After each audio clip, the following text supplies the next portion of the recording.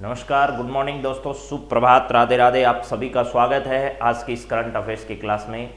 जी very good morning. 6 जनवरी 2022 की सुबह आप सभी का हार्दिक स्वागत, अभिनंदन, नमस्कार। जी प्रिया यादव, राज जांगीर, सपना चौधरी, ओहो चलिए, ललिता चौधरी, प्रदीप गौड़, माही मीना, पवन सुमन। चलिए दोस्तों, आप सभी का हार्दिक स्वागत है आज की इस करंट अफेयर्स की क्लास में। आज की क्लास में हम लोग कल के सवालों के साथ साथ आज के कुछ भी महत्वपूर्ण सवालों पर बातचीत करने वाले हैं आप सभी के साथ। तो फटाफट जुड़िए, उसके बाद शुरुआत करते हैं आज की क्लास की। जो आपकी करंट अफेयर्स की दृष्टि से, परीक्षा के लिहाज से भी महत्वपूर्ण सवाल है, उन सभी सवालों पर आप लोगों के साथ बातचीत की शुरुआत करते हैं। जी नमस्कार, बीकानेर से भी नमस्कार, सभी जगह से नमस्कार। विनोद कुमार, नीतू शर्मा, प्रियंका योगी, चलिए फ्रूटी, बीके राजा, सभी मित्रों को नमस्कार। जल्दी जल्दी फटाफट आप सभी आ गए हैं, आपकी अटेंडेंस भी हो गई है। तो चलिए अब शुरुआत करते हैं आज की इस क्लास की, जिसमें हम लोग बातचीत करने वाले हैं 2 दिन के करंट अफेयर्स के बारे में, क्योंकि कल आपकी क्लास हो नहीं पाई। तो सबसे पहला सवाल आप लोगों के सामने ये रहा, जरा बताइएगा इसका सही जवाब क्या है। राष्ट्रीय स्वच्छ गंगा मिशन का महानिदेशक हाल ही में किसे बनाया गया है? इनमें से स्वच्छ गंगा मिशन का महानिदेशक किसे बनाया गया है? अभी आपको पता होगा, स्वच्छ गंगा अभियान के तहत चाचा चौधरी को, ये गंगा मिशन जो है, चाचा चौधरी को क्या बनाया गया था? इसका ब्रांड एम्बेसडर बनाया गया था, ताकि इसको क्या किया जा सके, लोगों तक प्रचारित किया जा सके। और गंगा उत्सव भी क्या किया गया था? मनाया गया था। गंगा उत्सव मनाया गया था। उस उत्सव के दौरान जो है वो इस प्रकार का कदम उठाया गया था। तो राष्ट्रीय स्वच्छ गंगा मिशन का एक ही उद्देश्य है कि भारत की सबसे पवित्र नदी माने जाने वाली जो गंगा नदी है, उसकी स्वच्छता को क्या करना, बरकरार रखना, उसकी जो पहचान है वो पहचान बरकरार रखना, ये इसका क्या है, उद्देश्य है। तो हाल ही में इनमें से किसको स्वच्छ गंगा मिशन, जो राष्ट्रीय स्वच्छ गंगा मिशन है, इसका महानिदेशक किसे बनाया गया है? जी अशोक कुमार को या विनय त्रिपाठी को? अगर नीचे वाले नाम लिखे नहीं, कोई बात नहीं, छोड़ दीजिए एक बार इनको, ठीक है। यहां पर अपन बातचीत इन दोनों पर ही करते हैं। विनय त्रिपाठी को अभी में रेल मंडल जो है, ठीक है, उनका क्या बनाया गया है? प्रमुख बनाया गया है। तो यहां ध्यान रखिएगा किससे संबंधित है? विनय त्रिपाठी, वो रेल से संबंधित है, ठीक है। अब इसका सही जवाब जो है वो क्या हो जाएगा? अपने आप ही जी अशोक कुमार है। ये जी अशोक कुमार जो है वो राष्ट्रीय स्वच्छ गंगा मिशन का महानिदेशक हाल ही में क्या किया गया है? बनाया गया। तो स्वच्छ गंगा मिशन का महानिदेशक हाल ही में किसे बनाया गया? तो आपका सही जवाब होगा जी अशोक कुमार। जी क्या हो गया? जी अशोक कुमार, जी अशोक कुमार। 2-3 बार इस नाम को बोलोगे तो आपको याद हो जाएगा क्या है, गंगा, और यहां स्वच्छ गंगा मिशन है। ये क्या है? मिशन है। उद्देश्य आपको बता ही दिया, गंगा की स्वच्छता को बरकरार रखना, गंगा की जो पहचान है वो पहचान बरकरार रखना, प्लस हमारी राष्ट्रीय नदी जो है वो मानी जा सकती है, और इसके साथ साथ इसकी जो पहचान है कि पवित्रता के मामले में इससे अच्छी कोई नदी हिंदुस्तान में नहीं है। तो ये सही बात भी है। इसका पानी इतना स्वच्छ है कि प्राचीन समय से लोग इसके जल को इतना पवित्र मानते थे कि इसके अलावा किसी जल का इस्तेमाल नहीं करते थे। आज भी बहुत सारे ऐसे लोग हैं कि घर में लाने के बाद लंबे समय तक इसके जल में क्या नहीं पड़ते हैं, कीड़े नहीं पड़ते हैं। इस प्रकार की अलग अलग जो पहचान इस नदी की है वो पहचान बरकरार रहे, तो इसको स्वच्छ बनाया जाए, क्योंकि वर्तमान में इसमें इतनी ज्यादा गंदगी हो चुकी है जिसकी कोई सीमा नहीं है। तो जी अशोक कुमार इसके प्रमुख हाल ही में बनाए गए। चलिए नेक्स्ट जरा देखिएगा अगला सवाल। प्रधानमंत्री ने हाल ही में महाराजा वीर विक्रम हवाई अड्डे के नए टर्मिनल का उद्घाटन किया है, और आपको यह बताना है कि यह किस राज्य में स्थित है। आपको इस राज्य का नाम बताना है। प्रधानमंत्री ने हाल ही में महाराजा वीर विक्रम हवाई अड्डे के नए टर्मिनल का उद्घाटन किया है। आपको तो सिर्फ ये बताना है कि यह महाराजा वीर विक्रम हवाई अड्डा जो है वो किस राज्य क्षेत्र में पड़ता है, किस राज्य क्षेत्र के अंतर्गत आता है, यह हवाई अड्डा आपको बताना है। देखिए, देश में एकमात्र ऐसा राज्य है उत्तर प्रदेश, जहां पर सर्वाधिक 5 अंतर्राष्ट्रीय हवाई अड्डे, 5 अंतर्राष्ट्रीय क्या है, हवाई अड्डे हैं। एकमात्र ऐसा राज्य पूछा जाए तो वो आपका कौन सा होगा? उत्तर प्रदेश होगा। उत्तर प्रदेश के अभी हाल ही में आपको पता होगा नोएडा वाला जो इलाका है, गौतम बुद्ध नगर वाला इलाका जो है, यहां पर क्या किया गया था? हाल ही में मोदी जी के द्वारा एक नए एयरपोर्ट का उद्घाटन किया गया था। अब आपको यहां बताना है कि महाराजा वीर विक्रम हवाई अड्डा जो है वो कहां पर स्थित है, जिसके एक नए टर्मिनल का उद्घाटन अभी पूर्वोत्तर की यात्रा पर जब थे तब उन्होंने इसका उद्घाटन किया। तो अगरतला जो है, क्या है? अगरतला। अगरतला में पड़ता है कौन सा? ये महाराजा वीर विक्रम हवाई अड्डा जो है वो कहां है? अगरतला है। ठीक है, और अगरतला है, इसका मतलब इसका सही जवाब क्या हो जाएगा आपका? त्रिपुरा हो जाएगा। यहां पर त्रिपुरा इसका सही ऑप्शन होगा। तो यहां पर त्रिपुरा जो है वो पहले ही ऑप्शन में आपका है। त्रिपुरा में जो अगरतला हवाई अड्डा, उसी का नाम क्या है? महाराजा वीर विक्रम हवाई अड्डा है। उसके एक नए टर्मिनल का उद्घाटन हाल ही में प्रधानमंत्री नरेंद्र मोदी ने पूर्वोत्तर की यात्रा पर किया था। इसके अलावा नागालैंड है, मिजोरम है, मणिपुर है, ये राज्य भी कहां पड़ते हैं? पूर्वोत्तर में पड़ते हैं। और पूर्वोत्तर के जो 7 राज्य हैं उसको 7 सिस्टर के नाम से हम क्या करते हैं? जानते हैं। ठीक है, हाँ जी। चलिए इसके बाद अगली बात करते हैं। राजस्थान में अंतर्राष्ट्रीय हवाई अड्डों की बात की जाए, उसके अलावा आपको पता होगा SMS जो है सवाई मानसिंह, जो हमारा सांगानेर एयरपोर्ट है, कौन सा है? सांगानेर एयरपोर्ट। सांगानेर एयरपोर्ट जो है, सांगानेर एयरपोर्ट, ये सांगानेर एयरपोर्ट जो है ये जयपुर में स्थित है। यहां पर विभिन्न प्रकार की सेवाएं उपलब्ध है, जैसे एयर कार्गो सेवा है। एयर कार्गो सेवा जो है वो कहां उपलब्ध है? तो इस सांगानेर एयरपोर्ट पर राजस्थान में क्या है? उपलब्ध है। चलिए इसके बाद अगली बात करते हैं अगले सवाल पर। अगला सवाल आपके सामने क्या है जरा देखिएगा, बहुत ही अच्छा सवाल है भैया। यहां आपसे पूछा जा रहा है कि कोविड-19 के एक नए वेरिएंट IHU का संबंध किस देश से? कोविड-19 का एक नया वेरिएंट भी आ चुका है भैया।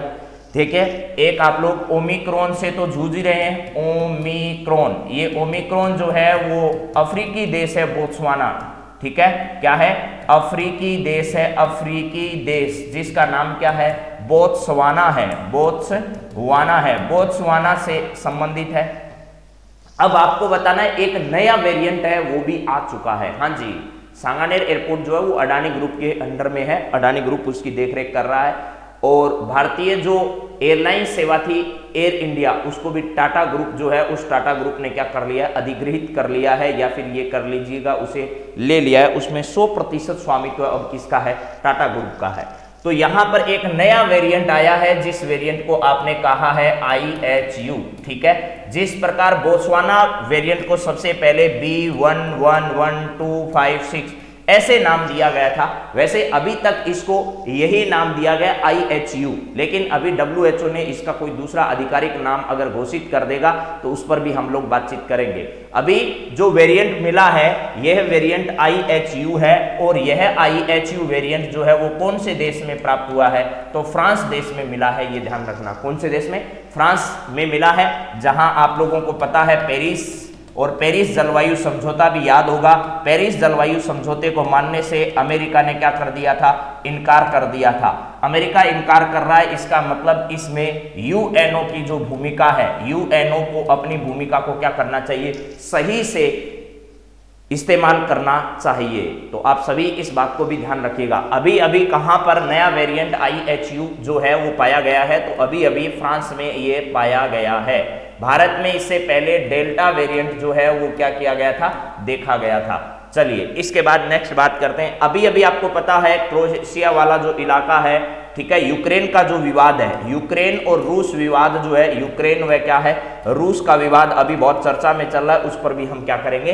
चर्चा करेंगे। और चाइना जो है वो भारत का जो डोकलाम वाला विवाद था वो भी किसके साथ था? चाइना के साथ था। अभी आपको पता होगा पेंगोंग जो झील है वहां वाला इलाका है, हिंदुस्तान के फौजियों ने क्या कर दिया? वहां पर तिरंगा फहरा दिया।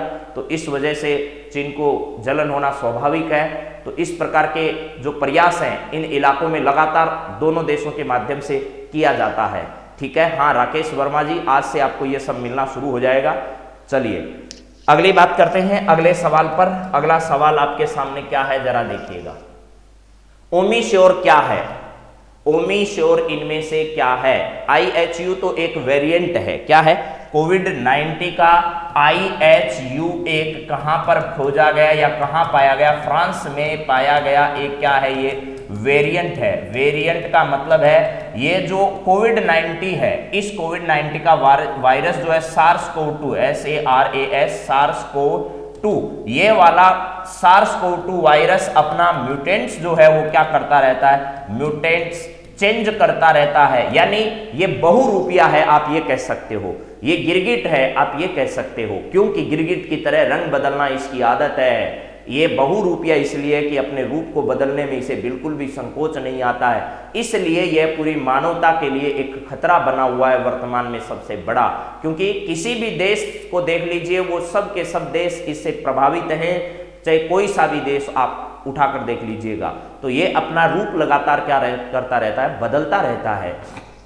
तो ये SARS-CoV-2 है, इसने पहले IHU, फिर आपका ओमिक्रॉन, डेल्टा है, गामा है, बीटा है, इस प्रकार के बहुत सारे इसके अलग अलग वेरिएंट पाए गए हैं। तो अब आपको यहां जवाब देना है कि भैया ओमिश्योर क्या है इनमें से? कोविड 19 का वेरिएंट तो नहीं है भैया।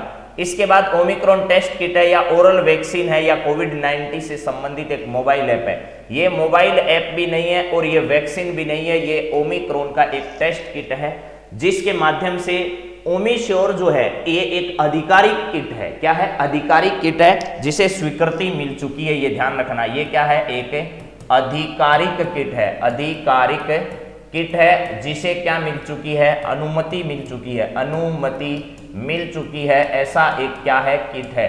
तो जरा ध्यान रखना, ओमिश्योर क्या है? सीधा परीक्षा में आपसे ऐसा सवाल पूछे तो ओमिक्रॉन क्या है, ये अगर आए सामने आपके, ओमिश्योर क्या है? ओमिक्रॉन तो क्या है? ये तो कोविड 19 का एक वेरिएंट है, लेकिन ओमिश्योर क्या है? ओमिश्योर है ओमिक्रॉन को टेस्ट करने के लिए एक किट तैयार किया है, यानी जिससे पहचान की जा सकती है कि हाँ इसको ओमिक्रॉन है या नहीं। इसके लिए तैयार किया गया एक आधिकारिक जो किट है, उसको नाम क्या दिया गया है? ओमिश्योर दिया गया है। चलिए नेक्स्ट सवाल पर बात करते हैं। अगला सवाल देखिएगा क्या क्या है। एजुकेशन टेक्नोलॉजी से संबंधित समाधानों और कोर्सेज के लिए एकल मंच NEAT 3.0 को किसने लॉन्च किया है? आज के सवाल आपके सामने सारे ही इंपॉर्टेंट है, एक भी सवाल ऐसा नहीं है जो आप छोड़ सकते हो। एजुकेशन टेक्नोलॉजी से संबंधित समाधानों और कोर्सेज के लिए एकल मंच है एक, जिसका नाम क्या है? NEAT 3.0 है। इसको किसके द्वारा अभी हाल ही में क्या किया गया है? लॉन्च किया गया है। आप लोग जरा इसको बताइएगा। NEAT क्या चीज है? ये एक एकल मंच है, साझा मंच है, एकल मंच है, जिस पर इस प्रकार के विचारों का आदान प्रदान किया जा सकता है। शिक्षा को कैसे आगे बढ़ाया जाए, शिक्षा क्या है, इस शिक्षा से संबंधित विभिन्न प्रकार के विषयों पर विचार विमर्श करने का एक मंच आप लोग कह दीजिएगा इसे। तो अब आपको यह बताना है कि इनमें से सही जवाब क्या होगा। जी धर्मेंद्र प्रधान आप लोग जवाब दे रहे हैं, नरेंद्र मोदी है, मनसुख मांडविया है, पीयूष गोयल है। क्या क्या सही जवाब इसके हो सकते हैं वो सभी बता दीजिए आप लोग, ठीक है? हाँ जी बोलिए, सभी इसके सही जवाब के बारे में बताइएगा। NEAT 3.0 शिक्षा से जुड़ा हुआ एक कार्यक्रम है, जिसमें विभिन्न प्रकार के विषयों को क्या किया जाता है? शामिल किया जाता है, और इसके साथ साथ इसकी सारी जो चर्चाएं हैं वो शिक्षा से ही रिलेटेड है, ठीक है? तो बच्चों को एक मंच पर किस प्रकार लाभ हो या शिक्षा का प्रचार प्रसार किस प्रकार किया जाए, इसके लिए NEAT 3.0 जो एक एकल साझा मंच है, एजुकेशन टेक्नोलॉजी से ये क्या है? संबंधित है, यानी एजुकेशन टेक्नोलॉजी से क्या है? ये संबंधित है। तो एजुकेशन टेक्नोलॉजी का मतलब यही है कि शिक्षा क्षेत्र में तकनीकी का इस्तेमाल कैसे किया जाए, तकनीकी का इस्तेमाल कैसे किया जाए। देखिए शिक्षा के क्षेत्र में सबसे बड़ा क्रांतिकारी परिवर्तन कोविड 19 ने किया है। कैसे किया है?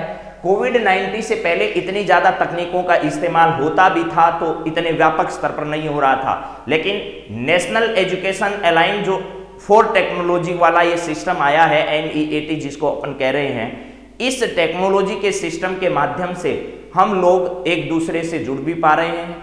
एजुकेशन के अंदर तकनीकी का इस्तेमाल जो आज हम कर रहे हैं, ये आज से 3 साल पहले इतना व्यापक स्तर पर नहीं होता था। तो व्यापक स्तर पर परिवर्तन शिक्षा क्षेत्र में तकनीकी का जो इस्तेमाल है वो कोविड-19 के बाद ही होने लगा है।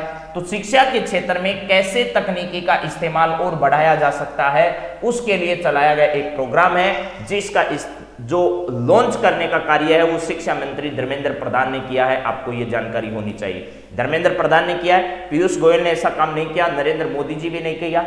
ठीक है, मोदी जी तो कल गए थे कहां पर, कौन से राज्य के दौरे पर गए थे, तो पंजाब के दौरे पर गए थे। पंजाब में कई विकास परियोजनाओं का उद्घाटन करने गए थे, विकास परियोजनाओं का उद्घाटन करने के लिए गए थे। और हुआ क्या, उसके बाद मीडिया जो है, उस मीडिया में भी इन खबरों को बड़े व्यापक स्तर पर प्रसारित किया गया। तो ये सब भी हमें क्या करना है, ध्यान रखना है। चलिए नेक्स्ट बात करते हैं अगले सवाल पर। इसका सही जवाब मैंने बता दिया है। अगला सवाल ये रहा, प्रधानमंत्री ने कपूरथला और होशियारपुर में 2 नए मेडिकल कॉलेज के साथ ही 42,750 रुपए की परियोजनाओं की आधारशिला किस राज्य क्षेत्र में रखी, बताओ जरा। यहां पर है, प्रधानमंत्री ने कपूरथला और होशियारपुर में 2 नए मेडिकल कॉलेजों के साथ ही 42,750 रुपए की परियोजनाओं की आधारशिला किस राज्य क्षेत्र में रखी। पंजाब में, हरियाणा में, उत्तर प्रदेश में, बिहार में, कौन सा इसका सही जवाब होगा। तो आपको पता भी चल गया होगा, इसका सही जवाब क्या होगा, पंजाब होगा। अगर रात से आपने मीडिया का कोई भी चैनल खोलकर देखा हो तो यह खबर जो है बड़े व्यापक स्तर पर प्रचारित की जा रही कि भैया पीएम की जो सुरक्षा है उस सुरक्षा में क्या किया गया, चूक की गई। ये मुद्दा रात भर से चल रहा है, तो ये भी आपको ध्यान रख लेना है। कपूरथला और होशियारपुर पर 2 नए मेडिकल कॉलेज, वहां पर उनका उद्घाटन करना था। प्लस इस प्रकार की कई रेल परियोजनाएं जो हैं, उन रेल परियोजनाओं का भी रेल परियोजनाओं का भी उन्हें क्या करना था, आधारशिला रखनी थी। जो किससे, यानी जम्मू कश्मीर से कहां पर, पंजाब को जोड़ने वाली थी, पंजाब को क्या करने वाली थी, जोड़ने वाली थी। चलिए इसके साथ साथ आपको ध्यान रखना है भैया कि आज जो है वो क्या होने वाला है, या कल हो गया, ठीक है, कल ये हो गया प्रोग्राम। कोटा जो है, यहाँ कोटा में विभिन्न प्रकार के रेलवे स्टेशनों का उद्घाटन जो है, रेलवे स्टेशनों का उद्घाटन किसने किया था, तो हमारे लोकसभा के जो स्पीकर हैं, लोकसभा के क्या हैं, स्पीकर हैं, ओम बिरला जी के द्वारा, ओम बिरला के द्वारा कोटा क्षेत्र में, कोटा बूंदी क्षेत्र में विभिन्न प्रकार के रेलवे स्टेशनों का क्या किया गया, उद्घाटन किया गया था। ठीक है, तो चलिए ये सभी बातें आपको ध्यान रखना है। ये कपूरथला और होशियारपुर दोनों मेडिकल कॉलेज जो है वो कहां पर थी, पंजाब में थी। इनकी आधारशिला और प्लस साथ में 42,750 करोड़ रुपए की जो राशि है, इस राशि का, यहां पर करोड़ रुपए था, इसने रुपए लिख दिया, ये करोड़ रुपए है। इतने करोड़ रुपए की राशि की परियोजनाओं की कल क्या रखनी थी, आधारशिला रखी जानी थी। तो चलिए नेक्स्ट बात करते हैं। देखिए हरियाणा में नहीं है, उत्तर प्रदेश में आपको पता है आजकल मोदी जी दिन में 2 बार जा रहे हैं। बिहार जो है वो अभी शिक्षा के क्षेत्र में बहुत ज्यादा पिछड़ चुका है, शिक्षा और गरीबी के मामले में, शिक्षा और किसके मामले में, गरीबी के मामले में सबसे पिछड़ा हुआ राज्य अगर कहा जाए तो वो वर्तमान में कौन सा है, बिहार है। चलिए नेक्स्ट बात करते हैं अगले सवाल पर। अगला सवाल आपकी स्क्रीन पर ये रहा, गिटहब क्या है, ये है आपको बताना है। आपने बिली का नाम सुना होगा, अभी ये बिल्ली नाम से कोई मामला आपके सामने आ रहा होगा।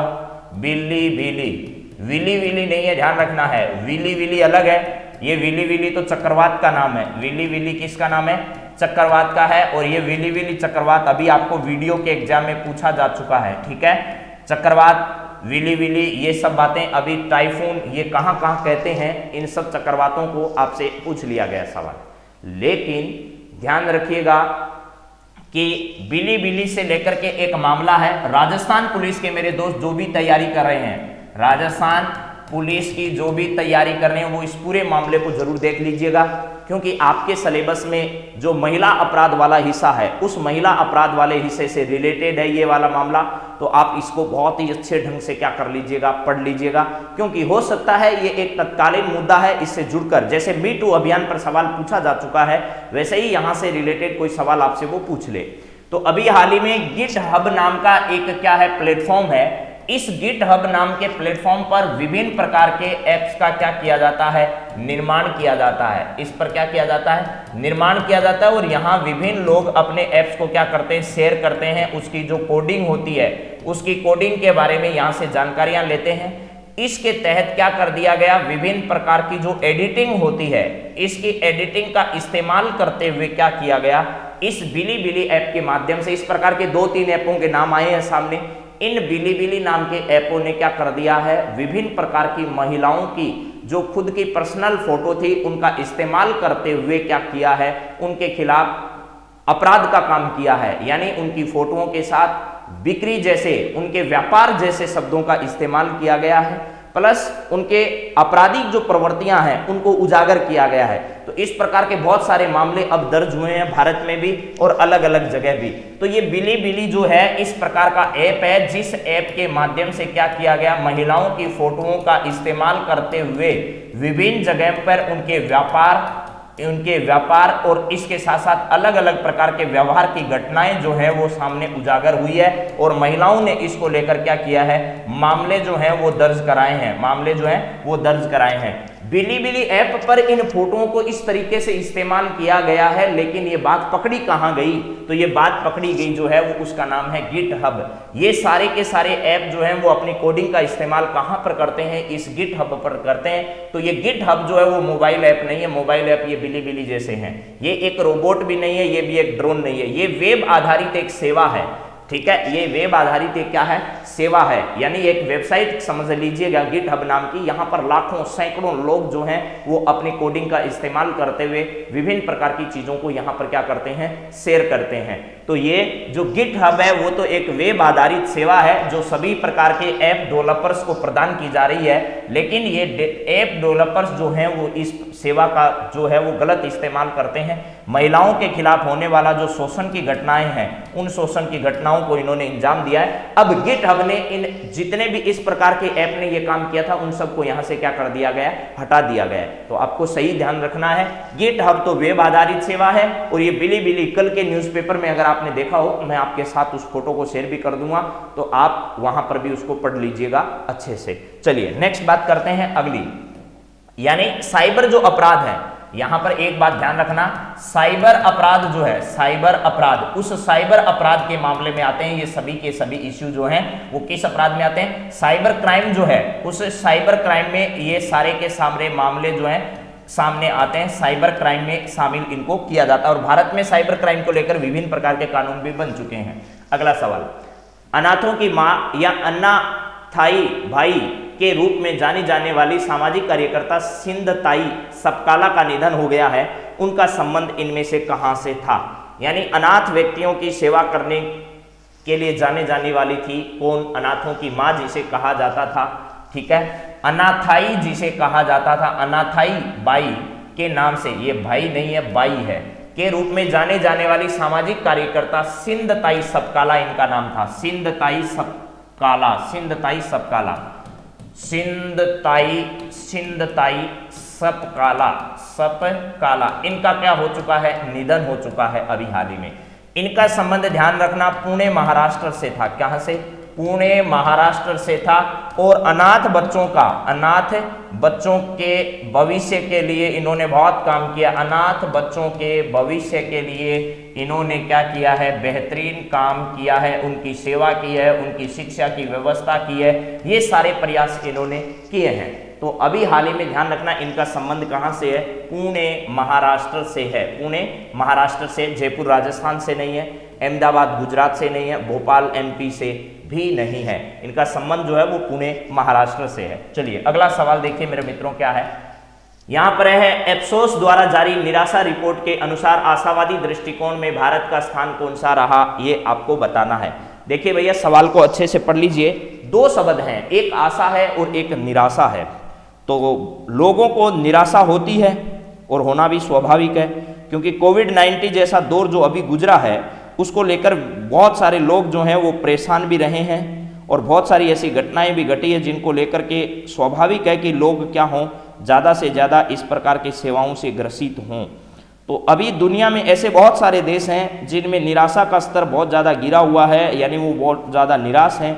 लेकिन कुछ ऐसे देश भी हैं, कुछ ऐसे मुल्क भी हैं जो आशावादी दृष्टिकोण भी अपना रहे हैं। पूरी दुनिया में 90% से अधिक या 90% जिस देश में निराशा का स्तर है वो दो देश हैं, एक का नाम है कोलंबिया और एक का नाम है पेरू। इसके अलावा 80% से ऊपर में शामिल है दक्षिणी कोरिया, अमेरिका, चिली, ये सब शामिल हैं। लेकिन भारत जो है ना, उसकी स्थिति बहुत अच्छी है भैया। भारत की स्थिति क्या है? बहुत अच्छी है। सबसे आशावादी दृष्टिकोण के रूप में अगर देखा जाए तो चाइना है और भारत है और सऊदी अरब है और मलेशिया है। ये देश हैं जो आशावादी दृष्टिकोण रखते हैं। तो सबसे पहले हम लोग बातचीत करेंगे किसके? निराशावादी दृष्टिकोण रखने वाले देशों के बारे में। चलिए यहां पर दिखते हैं विभिन्न प्रकार के, किसने, इस इप्सोस नाम की एक संस्था है उसके द्वारा निराशावादी दृष्टिकोण और आशावादी, यानी आशा की उम्मीद हमेशा रखनी चाहिए। और भारतीय तो ऐसे बेचारे खाने का शाम का चाहे भोजन नहीं हो, लेकिन वो सुबह कभी चिंता ये बात नहीं करते कि शाम को क्या खाएंगे। उनको पता है शाम को कुछ ना कुछ मिल ही जाएगा। हाँ, बेरोजगारी में भी राजस्थान का दूसरा नंबर है, उस पर भी बात करेंगे थोड़ी देर में। आशावादी दृष्टिकोण जो है, इस आशावादी दृष्टिकोण में पहला स्थान किसका है? चीन का है। उसके बाद दूसरा स्थान किसका है? भारत का है। उसके बाद किसका है? सऊदी अरब का है। ठीक है, ये ध्यान रखना। इधर अगर निराशावादी की बात की जाए तो कोलंबिया का नाम आपने सुना होगा, कोलंबिया का स्थान है। उसके बाद चिली का स्थान है, चिली का। ठीक है, ये देश वो हैं जो निराशावादी दृष्टिकोण जो है उस निराशावादी दृष्टिकोण की इस छत्र छाया में पल रहे हैं। निराशावादी में कोलंबिया है, पेरू है, दक्षिणी कोरिया है, इसके अलावा आपका अमेरिका है और आपका चिली है। ठीक है, दूसरा दो देश है वो पेरू है। ठीक है, यहां पर चिली भी है, लेकिन इसके बाद दूसरा स्थान वैसे किसका आता है? पेरू का आता है। पेरू के बाद यहां पर ध्यान रखना पेरू है, इसमें अंतिम स्थान जो है वो चिली का आता है। एक क्या है? दक्षिणी कोरिया है। दक्षिणी कोरिया भी इसके अंतर्गत क्या है? शामिल है। तो मेरे हिसाब से ये बात आपको समझ में आ गई होगी कि दृष्टिकोण का मतलब क्या है, यानी विभिन्न प्रकार की परिस्थितियां आने के बाद भी ये देश हमेशा अपने आप को आशावादी बनाए रखते हैं। तो इसका सही जवाब क्या होगा? भारत का इसमें कौन सा स्थान है? दूसरा स्थान है। दूसरा स्थान भारत का है। किसके अंतर्गत? इप्सोस के द्वारा जारी की गई निराशावादी जो रिपोर्ट है, उस निराशावादी रिपोर्ट में आशावादी दृष्टिकोण रखने में भारत का स्थान कौन सा है? तो दूसरा है। कोलंबिया है, पेरू है, दक्षिणी कोरिया है, इसके अलावा आपका अमेरिका है। अमेरिका है, अमेरिका और अमेरिका के बाद कौन सा है? तो अमेरिका के बाद इस चिली का नंबर आता है। ठीक है, तो चलिए अब बात करते हैं अगले सवाल पर। पहला स्थान किसका है? पहला स्थान चीन का है, ये ध्यान रखना। पहला स्थान किसका है? चीन का है। फिर तीसरा स्थान किसका है? तो तीसरा स्थान सऊदी अरब का है। सऊदी अरब का इसमें कौन सा स्थान है? तीसरा स्थान है। सऊदी अरब का इसमें तीसरा स्थान है। इसके बाद अगर चौथा भी पूछे जाए तो चौथा किसका है? मलेशिया का है। चौथा मलेशिया का है। चौथा मलेशिया का है। ठीक है, चीन में सबसे ज्यादा 86% आशावादी दृष्टिकोण के मामले में प्राप्त किया है। भारत ने लगभग 79% आशावादी दृष्टिकोण रखा है और सऊदी अरब ने लगभग यहां पर 73% आशावादी दृष्टिकोण, और मलेशिया जो उसने 72% के लोग जो है वो आशावादी दृष्टिकोण रखने वाले हैं, ऐसा कहा गया है। ठीक है, तो आप भी आशावादी दृष्टिकोण रखिएगा, आशावादी रहोगे तो हमेशा अच्छा होगा, आप इस बात की चिंता नहीं करें। चाहिए अब्दुल्ला हमदोक ने किस देश के प्रधानमंत्री पद से इस्तीफा दिया है? अब्दुल्ला हमदोक थोड़े दिन पहले ही पढ़ाया था मैंने कि भैया अब्दुल्ला हमदोक को दोबारा से इस देश के प्रधानमंत्री बनाए गए, लेकिन हुआ ये कि वापस विरोध होने की वजह से इन्होंने अपने प्रधानमंत्री पद से क्या कर दिया है? इस्तीफा दे दिया है। ऐसा कौन से देश के प्रधानमंत्री ने अभी हाल ही में किया है, ये बताइएगा। क्या इजराइल के तो नहीं है भैया अब्दुल्ला हमदोक। ठीक है, उसके बाद यूएई का भी नहीं है। यूएई के प्रमुख का नाम छोटा आएगा ही नहीं, ये ध्यान रखना। कम से कम ये बोर्ड पर पूरा आ जाए, इतना बड़ा नाम आएगा उस शासक का अगर आया भी तो। उसके बाद अफगानिस्तान में ऐसा अभी है नहीं, क्योंकि अफगानिस्तान में अभी चुनी हुई सरकार है नहीं। समझ गए? तो इसका मतलब आपका सही जवाब क्या हो जाएगा? सूडान हो जाएगा। सूडान इसका सही जवाब है, जहां खार्तून आपने नाम सुना होगा। खार्तून जो है वो यहाँ की क्या है? राजधानी है। अब्दुल्ला हमदोक इसका सही जवाब है। अब्दुल्ला हमदोक इसका सही जवाब है, जिन्होंने अपने पीएम पद से क्या कर दिया? विरोध के बाद यहाँ पर इस्तीफा दे दिया है। विरोध के बाद क्या कर दिया है? इस्तीफा दे दिया है। तो चलिए अब बात करते हैं अगले सवाल पर। अगला सवाल आपके सामने क्या आ रहा है? जरा देखिएगा। राजस्थान से रिलेटेड पहला सवाल आपकी स्क्रीन पर है, जरा बताइए। जोधपुर कृषि विश्वविद्यालय के अधीन कृषि विज्ञान केंद्र की स्थापना कहां की जा रही है? जोधपुर का जो कृषि विश्वविद्यालय है, इसके अधीन राजस्थान में कृषि विज्ञान केंद्र की स्थापना की जा रही है, और वो कहां पर की जा रही है? पाली में की जा रही है, या जालोर में की जा रही है, या बाड़मेर में की जा रही है, या ए व बी दोनों जगह की जा रही है? तो ध्यान रखना, जोधपुर का जो कृषि विश्वविद्यालय है, जोधपुर कृषि विश्वविद्यालय के अधीन पाली और जो जालोर है, इन दोनों जगहों पर क्या किया जा रहा है? कृषि विज्ञान केंद्र की स्थापना की जा रही है। कृषि विज्ञान केंद्र की, कृषि विज्ञान केंद्र जो है, उस कृषि विज्ञान केंद्र की स्थापना अभी हाल ही में की जा रही है, स्थापना की जा रही है। तो जरूर ध्यान रखिएगा, पाली और जो जालोर है, इन दोनों जगहों पर किस कृषि विश्वविद्यालय के अधीन? जोधपुर कृषि विश्वविद्यालय के अधीन, जोधपुर कृषि विश्वविद्यालय के अधीन इन दोनों जगहों पर क्या किया जा रहा है? विज्ञान केंद्र, कृषि विज्ञान केंद्र की स्थापना की जा रही है। कृषि विज्ञान केंद्र की स्थापना की जा रही है। और इजराइल जो है वो कोटा में, इजराइल जो है वो किसके सहयोग से? इजराइल के सहयोग से, इजराइल के सहयोग से राजस्थान में आपको पता होगा नींबू और जो संतरा है, नींबू और क्या है? संतरा, नींबू और संतरा जो है उसका भी उत्पादन राजस्थान में किया जा रहा है। चलिए अगले सवाल पर बात करते हैं। अगला सवाल आपकी स्क्रीन पर यह रहा। राज्य सरकार ने ग्राम पंचायतों को भूमि आवंटन की जिम्मेदारी किसे प्रदान की है? पहले ये राज्य सरकार ने ग्राम पंचायत जो होती है हमारी, आपको पता है स्थानीय निकायों की त्रिस्तरीय प्रक्रिया हमारी है। स्थानीय निकाय, स्थानीय निकाय के संबंध में हर हाल में सवाल आता है, चाहे आप वीडियो का मेन का एग्जाम दे दो, ठीक है, मेंस का एग्जाम अगर आप दे रहे हो तो भी, और आपने प्री का पेपर भी अगर दिया हो तो प्री के पेपर में भी हर पारी में आपसे इस स्थानीय निकाय से सवाल पूछे गए थे। तो यहां पर है ग्राम पंचायतों को भूमि आवंटन जो है, वो भूमि आवंटन कौन कर सकता है? किसको यह जिम्मेदारी प्रदान की है राज्य सरकार ने? विकास प्राधिकरण को, यूआईटी को, या जिला कलेक्टर को, या बीडीओ को? तो देखिएगा भैया, ये ब्लॉक डेवलपमेंट ऑफिसर है, विकास प्राधिकरण के पास जिम्मेदारी नहीं है, यूआईटी के पास भी जिम्मेदारी नहीं है। इनके पास पहले जो जिम्मेदारी थी उस जिम्मेदारी से इनको मुक्त कर दिया। अब यह जिम्मेदारी किसको दे दी है? जिला कलेक्टर को दे दी है। अब जिला कलेक्टर जो होता है वही क्या करेगा? ठीक है, हाँ जी, यहां पर जिला कलेक्टर जो है वो जिला कलेक्टर ही अब भूमि आवंटन का काम करेगा। किसको? ग्राम पंचायतों को। ग्राम पंचायतों को भूमि आवंटन का कार्य किसके माध्यम से किया जाएगा? जिला कलेक्टर के माध्यम से, जिला कलेक्टर के माध्यम से किया जाएगा। ये जिला कलेक्टर कौन है? शासन की दृष्टि से, शासन तो नहीं कह सकते, प्रशासन कह सकते हैं इसे। प्रशासन की दृष्टि से जिले का जो प्रधान है, जिले का क्या है? प्रधान, वही कौन है भैया? जिला कलेक्टर है। ठीक है, वही क्या है? जिला कलेक्टर है। प्रशासन का, जिले का प्रभारी जो होता है उसका नाम जिला कलेक्टर है, और वही ग्राम पंचायतों को अब भूमि आवंटन का क्या करने वाला है? काम करने वाला है। तो चलिए अब बात करते हैं अगले सवाल पर। इसका जवाब आपको मिल ही गया है। अगला सवाल क्या है जरा देखिए। वर्ष 2022 के गणतंत्र दिवस समारोह में राजपथ पर राज्य की किस कला का प्रदर्शन किया जाएगा? अभी हाल ही में न्यूज़पेपर में आपने पढ़ा भी होगा, गणतंत्रता दिवस समारोह में राजपथ पर राज्य की किस कला का प्रदर्शन किया जाएगा। एक तो है राजपथ पर कला का प्रदर्शन किया जाना, और एक है अमृत महोत्सव के तहत कला का प्रदर्शन किया जाना। अमृत महोत्सव के तहत, ये आजादी का जो अमृत महोत्सव हम मना रहे हैं, इस अमृत महोत्सव के अंतर्गत भी राजस्थान की एक कला का, राजस्थान की एक कला का क्या किया जाएगा? प्रदर्शन किया जाएगा। इसमें विभिन्न राज्य मिलकर इसका प्रदर्शन करेंगे, जिसमें मूल नाम जो है वो राजस्थान की कला ही उस तरीके की पहचानी जाती है, लेकिन उसके साथ साथ बहुत सारे कलाकार जो हैं वो और भी जुड़ने वाले हैं। तो इसका सही जवाब क्या होगा? फड़ चित्रकला, पिछवाई, थेवा कला, blue pottery. Blue pottery Jaipur की प्रसिद्ध, आपको पता होगा।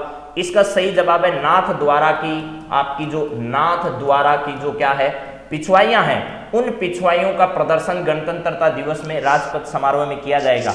लेकिन जो फड़ चित्रकला है, इसका अमृत महोत्सव के तहत फड़ चित्रकला, इसको अंग्रेजी भाषा में वो लोग कैनवास प्रक्रिया कहते हैं। कैनवास, कैनवास का मतलब यही है कपड़े पर विभिन्न प्रकार के चित्रों का चित्रांकन करना। ये फड़ चित्रकला जो है, इसका प्रदर्शन अमृत महोत्सव के अंतर्गत विभिन्न राज्यों के जो चित्रकार हैं वो मिलकर इसका क्या करने वाले हैं? प्रदर्शन करने वाले हैं। ठीक है, हाँ जी, वेरी गुड। चलिए नए सवाल पर बात करते हैं।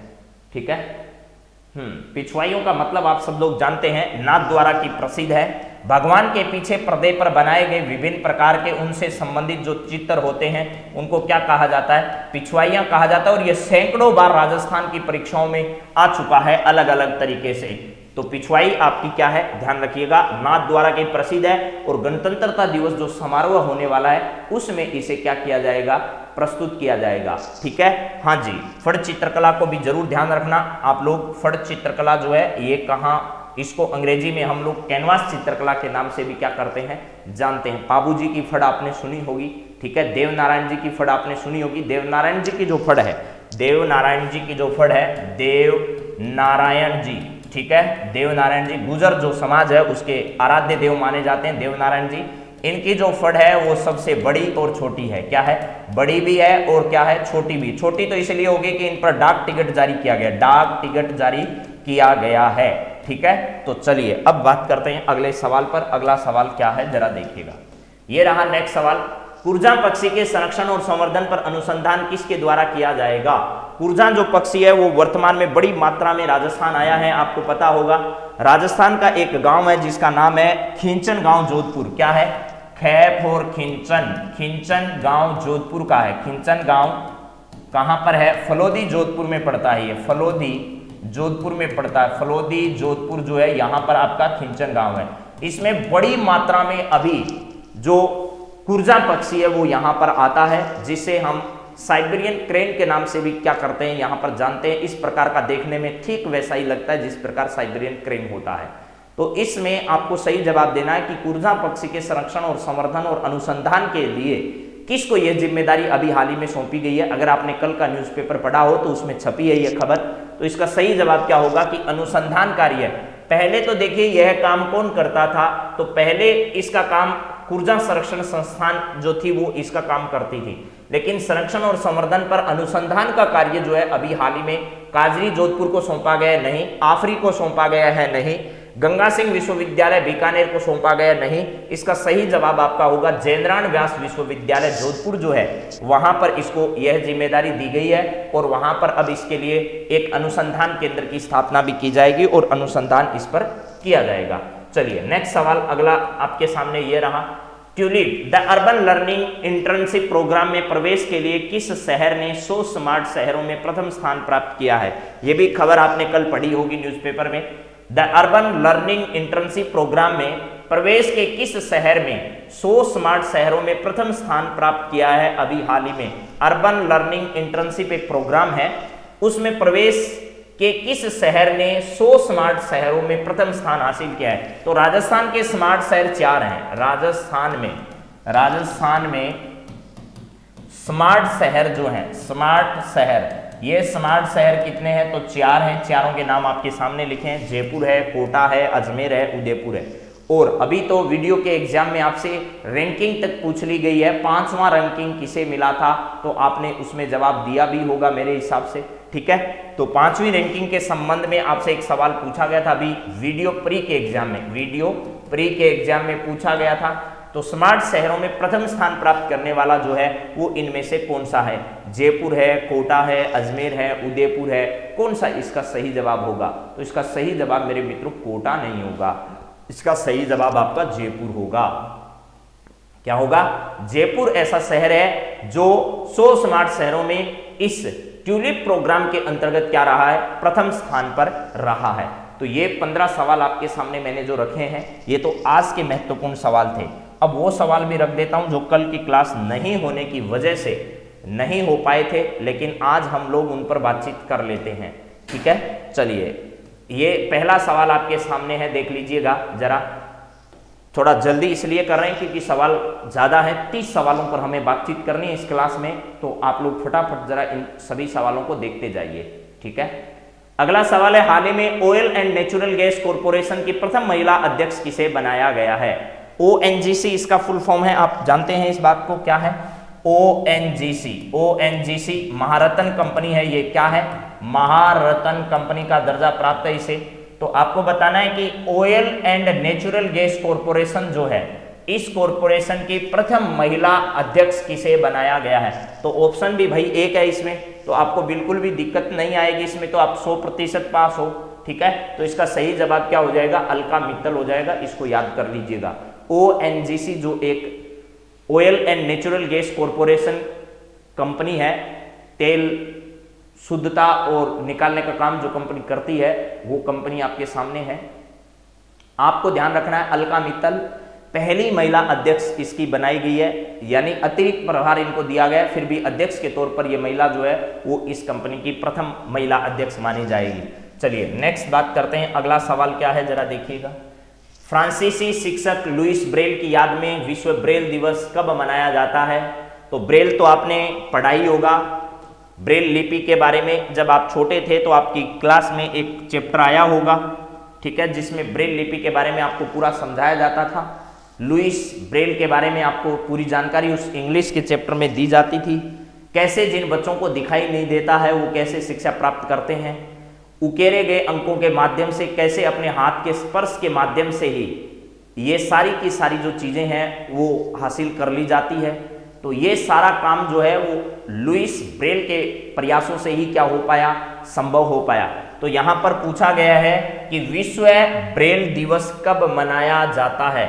लुइस ब्रेल की जन्म के याद में या उनकी याद में यह दिवस प्रतिवर्ष जो है वो मनाया जाता है, लेकिन ध्यान रखना यह प्रतिवर्ष 4 जनवरी को मनाया जाता है। कब? 4 जनवरी को पूरे विश्व भर में ब्रेल दिवस मनाया जाता है। जो क्या है? दृष्टिहीन है, दृष्टिहीन विद्यार्थी हैं, दृष्टिहीन विद्यार्थियों के पढ़ने को सक्षम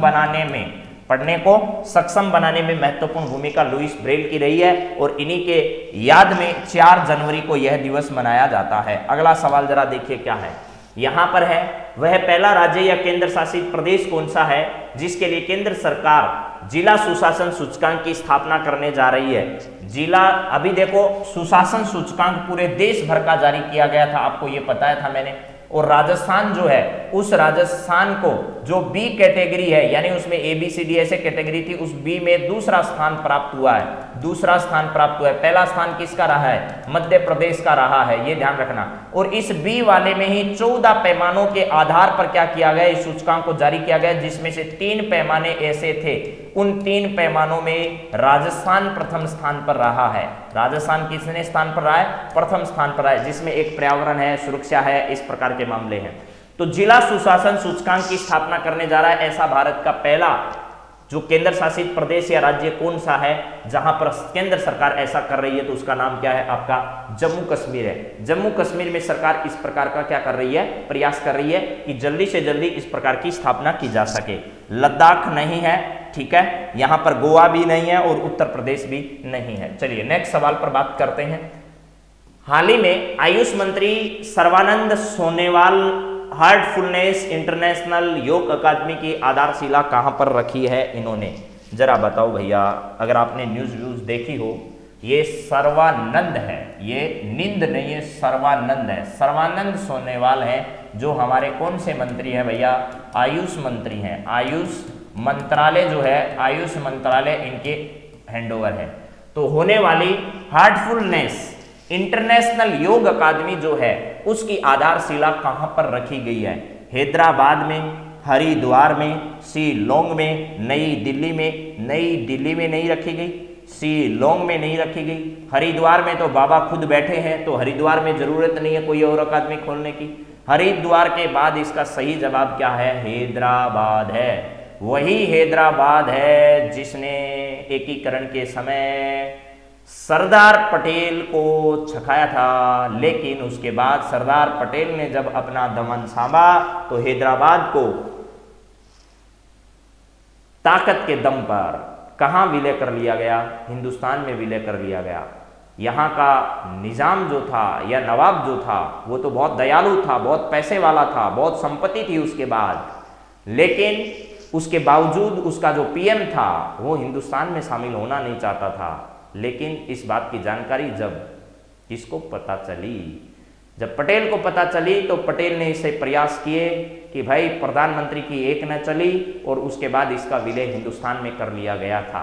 ठीक है, तो इसका सही जवाब जो है वो क्या है, हैदराबाद है। हैदराबाद में अभी सर्बानंद सोनोवाल और बाबा रामदेव के नेतृत्व में क्या किया गया है, इस हार्टफुलनेस इंटरनेशनल योग अकादमी का आधारशिला यहां पर रखी गई है। चलिए नेक्स्ट सवाल जरा देखिएगा। जाह्नवी डांगेती ने हाल ही में नासा का अंतर्राष्ट्रीय वायु और अंतरिक्ष कार्यक्रम पूरा किया है, उसका संबंध भारत के किस राज्य क्षेत्र से है? जैसे अभी अभी आपको पता होगा एक अंतरिक्ष में बालिका गई थी, उसका सवाल 12 महीने तक पूछा जा रहा है, ठीक है। सिरिसा बांदला का नाम आपने खूब सुना है, और जिस समय वो जाकर आई थी उस समय के फोटोओं के साथ आपको पढ़ाया था, और लगातार जो है वो सवाल परीक्षा में अभी तक आ रहा है, अभी तक वो सवाल परीक्षाओं में पूछा गया, वीडियो के एग्जाम में आ गया, पिछले एसआई के एग्जाम में वो सवाल आ गया।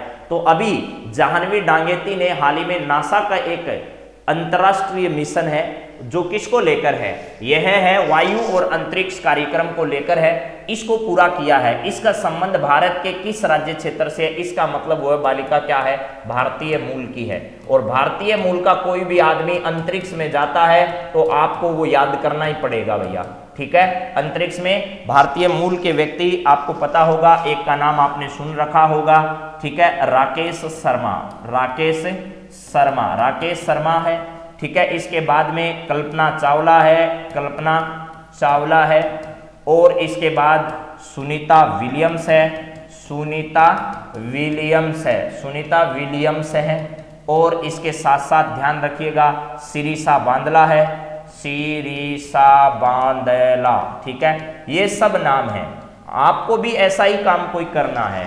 आपके साथ अभी आपको कोई सफलता नहीं मिली है तो आपके साथ कोई संबंध नहीं जुड़ रहा होगा, किसी प्रकार की बातचीत नहीं हो रही होगी, अब ऐसा कुछ जीवन में करिए ताकि आपके साथ सब संबंध जोड़ने लगे। तो ये देखिएगा अमेरिका के प्रयासों से, नासा कंपनी के मिशन के माध्यम से अंतरिक्ष में पहुंचने वाले व्यक्ति हैं, लेकिन उसके बावजूद जैसे ही उनका नाम आता है तो भारतीय मूल के लोग भी अपना संबंध उनके साथ ऐसे जोड़ते हैं कि वो भारतीय मूल की है, भारतीय मूल की है, लेकिन उसकी सफलता में हमारा योगदान बहुत ही कम रहता है, ये ध्यान रखिएगा, क्योंकि पूरा का पूरा खर्चा जो है वो नासा कंपनी के माध्यम से क्या किया जाता है, उठाया जाता है। तो इसके बाद हम उनके सफलताओं को अपना बनाने के लिए क्या करते हैं, उनके साथ संबंध जोड़ते हैं, ये सच्चाई है, इसमें कोई दो राय नहीं है। ऐसा ही समाज में आपके साथ होगा, समाज दुत्कार सकता है, नकार सकता है, आपके साथ कैसा भी व्यवहार कर सकता है, जब तक आप सफल नहीं हो। और आप जिस दिन सफल हो गए, समाज का ऐसा व्यक्ति जिसको आपकी जरूरत है या नहीं है इससे कोई मतलब नहीं है, लेकिन हर व्यक्ति आपसे अपना नाता जोड़ने की क्या करेगा,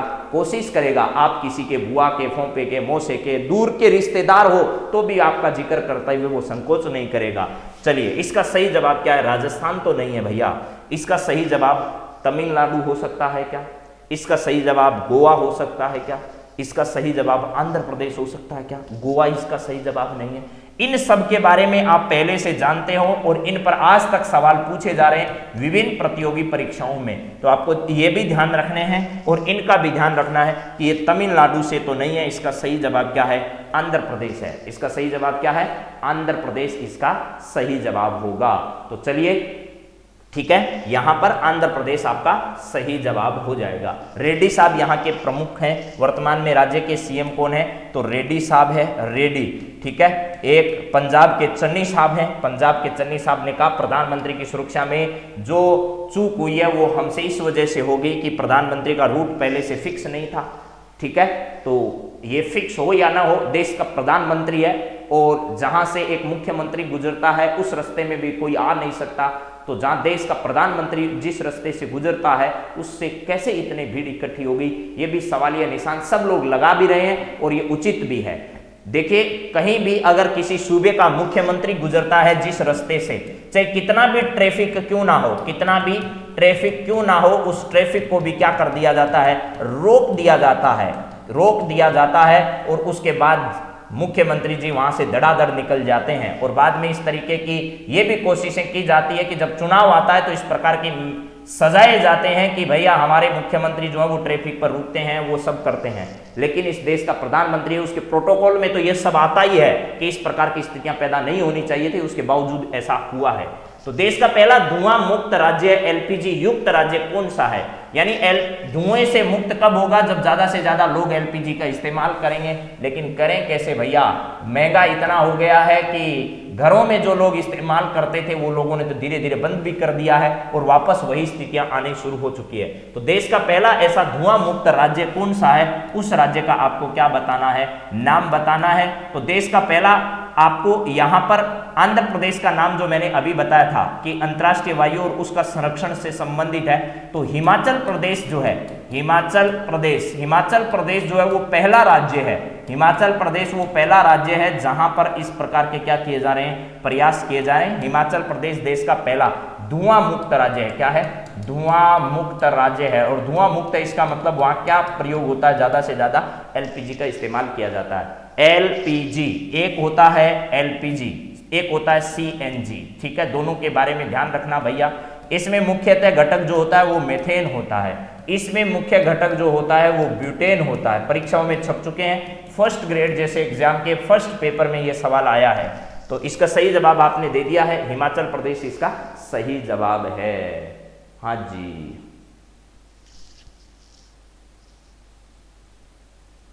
चलिए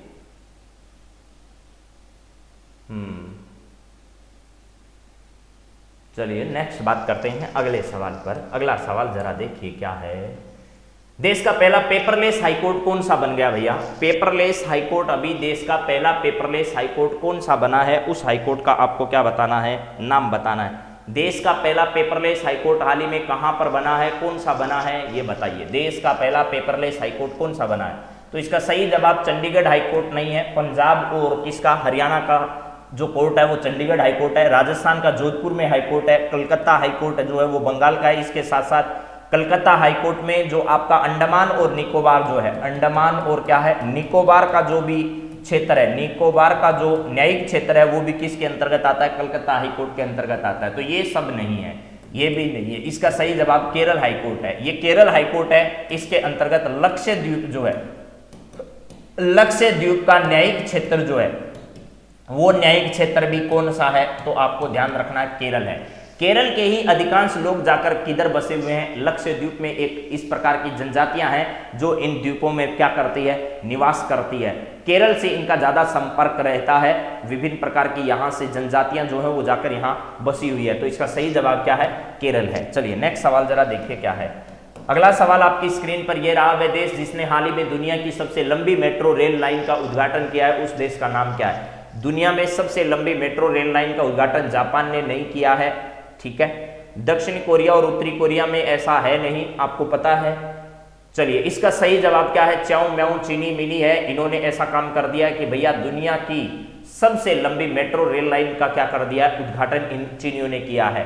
तो चीनी इसका सही जवाब जो है वो होगा। दक्षिणी कोरिया और उत्तरी कोरिया को अलग करने वाली एक जो रेखा है, उस रेखा का नाम आप लोग सब लोग जानते होंगे मेरे हिसाब से। आपको एक तो 38 डिग्री के बारे में मालूम होना चाहिए, एक 49 डिग्री के बारे में मालूम होना चाहिए। ये दो देशों के बीच में क्या करती है, सीमा बनाने का काम करती है, ठीक है। चलिए नेक्स्ट सवाल जरा देखिएगा, अगला क्या है आपका सवाल ये रहा। अप्तानी कपड़े का संबंध किस राज्य से है जिससे जीआई टैग दिए जाने की मांग जोर शोर से उठ रही है, उस राज्य का आपको नाम बताना है।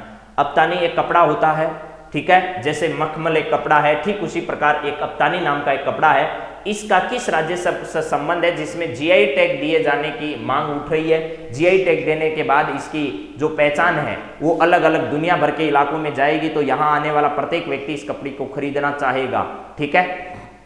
हाँ जी, तो चलिए इसका सही जवाब क्या होगा, कौन सा राज्य है जिससे इसका संबंध है वो आपको बताना है। अप्तानी कपड़े का संबंध जो है वो अरुणाचल प्रदेश से।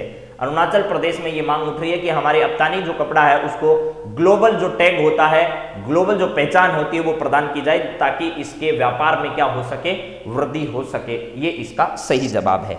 चलिए नेक्स्ट जरा देखिएगा, अगला सवाल क्या है आपके सामने। अभी जल्दी जल्दी मैं इन सब सवालों को आपको करा रहा हूं क्योंकि सवाल 30 हो जाएंगे आज। पूर्वोत्तर के किस राज्य में प्रधानमंत्री ने 4,850 करोड़ की 22 परियोजनाओं को उद्घाटन व शिलान्यास अभी हाल ही में किया था।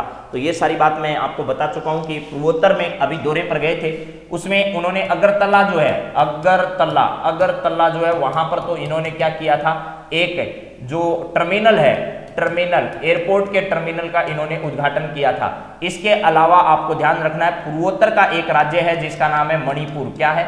मणिपुर राज्य। मुख्य दौरा इनका मणिपुर का था। बीरेन सिंह का नाम आपने सुना होगा, बीरेन सिंह, ठीक है, बीरेन सिंह। तो मणिपुर जो है वहां पर प्रधानमंत्री ने 4,815 करोड़ रुपए की 22 परियोजनाओं का क्या किया? अभी हाल ही में शिलान्यास किया और उसका उद्घाटन किया। तो इसका सही जवाब जो है वो क्या है? मणिपुर है। मणिपुर जो है इसमें 22 परियोजनाओं का उद्घाटन, 4,815 करोड़ रुपए की ये योजनाएं थी, इनका उद्घाटन किया है। ठीक है, हाँ जी, ठीक है जीतू जी, बहुत बहुत धन्यवाद आपको। चलिए नेक्स्ट सवाल जरा देखिएगा, आपका सही जवाब अगले सवाल पर क्या है। राजस्थान विद्युत उत्पादन निगम द्वारा किस जिले में राणा प्रताप सागर पन विद्युत गृह की पुनः स्थापना की जा रही है? इसका सवाल तो एकदम आसान सा है, आपको आ ही जाएगा।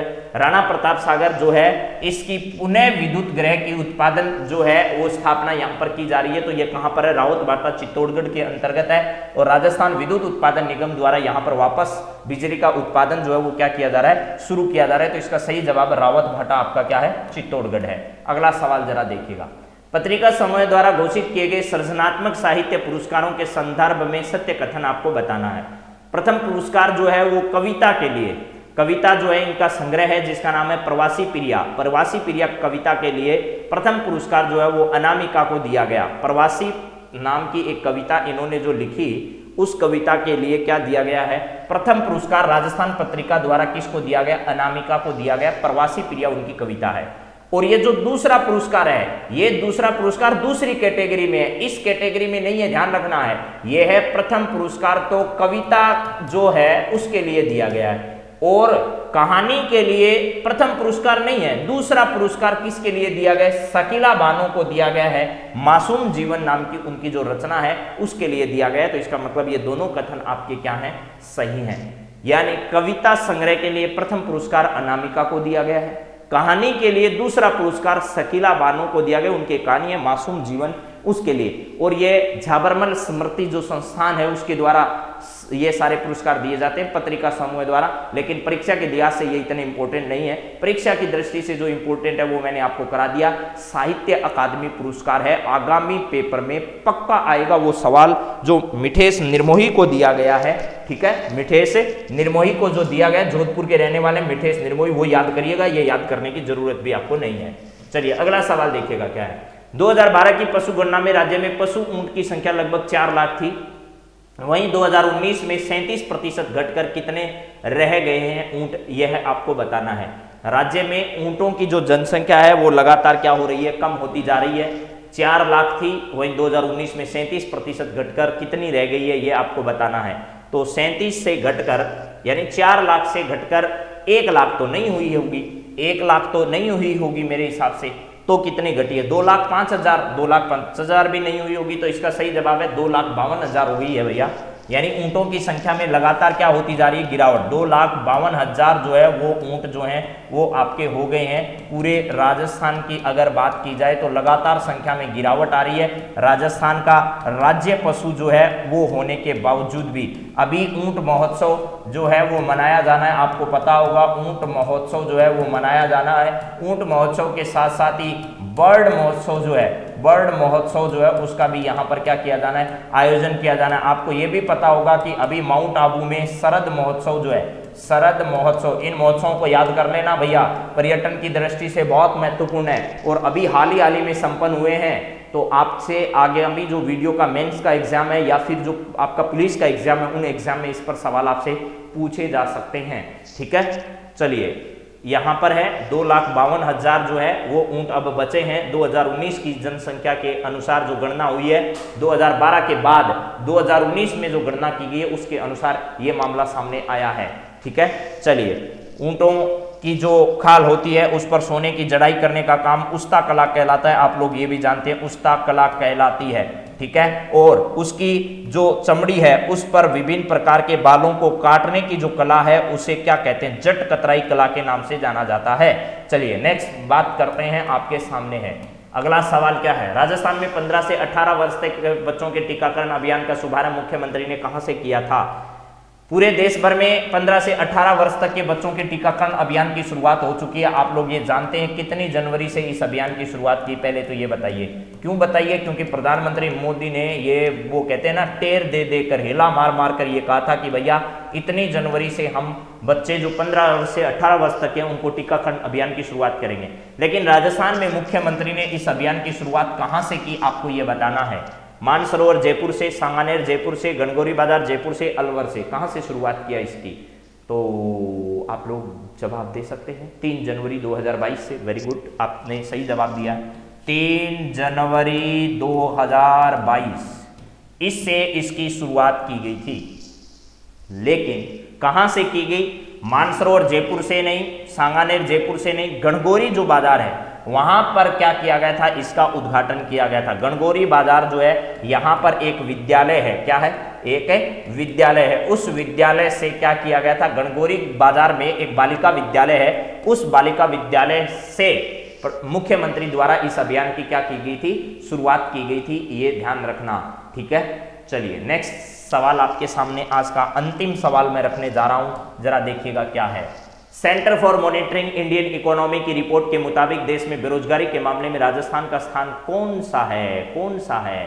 तो बेरोजगारी के मामले में हम 2 राज्य ऐसे हैं जिनका नाम नहीं आए ना, तो ये जो आपकी रिपोर्ट प्रकाशित करने वाले इनको भी शर्म आ जाए। Centre for monitoring Indian economy की रिपोर्ट के मुताबिक जो है वो देश में बेरोजगारी के मामले राजस्थान में स्थान कौन सा है? तो पहला स्थान भाई साहब हमारे पड़ोसी हरियाणा का है। हमारे पड़ोसी का नाम नहीं आए और हमारा आ जाए, ऐसा हो ही नहीं सकता।